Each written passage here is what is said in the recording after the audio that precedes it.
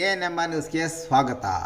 ವರ್ಗಾವಣೆಗೊಂಡ ಚಿಂತಾಮಣಿ ನಗರ ಠಾಣೆಯ police inspector ಸನ್ಮಾನಿಸಿ ಬೀಳ್ಕೊಟ್ಟ APMC ದವಸ ಧಾನ್ಯ ಮಾರುಕಟ್ಟೆ ವರ್ತಕರು. ಚಿಂತಾಮಣಿ ನಗರದ ಪೊಲೀಸ್ ಠಾಣೆಯಲ್ಲಿ ಪೊಲೀಸ್ ಇನ್ಸ್ಪೆಕ್ಟರ್ ಆಗಿ ಸೇವೆ ಸಲ್ಲಿಸಿದ ಜೆಎನ್ ಆನಂದ್ ಕುಮಾರ್ ಅವರು ಸಿಎನ್ ಪೊಲೀಸ್ ಠಾಣೆಯ ಚಿಕ್ಕಬಳ್ಳಾಪುರ ವರ್ಗಾವಣೆಗೆ ಆದೇಶದಲ್ಲಿದ್ದವರು ಇಂದು ದಿಢೀರನೆ ಕೋಲಾರ ಜಿಲ್ಲೆ ಕೆಜಿಎಫ್ ವೃತ್ತದ ಕಾಮಸಮುದ್ರಕ್ಕೆ ಸೃಷ್ಟಿಸಲಾದ ಹುದ್ದೆಗೆ ವರ್ಗಾವಣೆಗೊಂಡಿದ್ದ ಅವರನ್ನು ಇಲ್ಲಿನ ಕೃಷಿ ಉತ್ಪನ್ನ ದವಸ ಧಾನ್ಯ ಮಾರುಕಟ್ಟೆಯ ವ್ಯಾಪಾರಸ್ಥರು ನಗರ ಠಾಣೆಯಲ್ಲಿ ಶಾಲು ಹೊದಿಸಿ ಫಲತಾಂಬೂಲ ಹಾಗೂ ನೆನಪಿನ ಕಾಣಿಕೆಯನ್ನು ನೀಡಿ ಸನ್ಮಾನಿಸಿ ಬೀಳ್ಕೊಟ್ಟರು.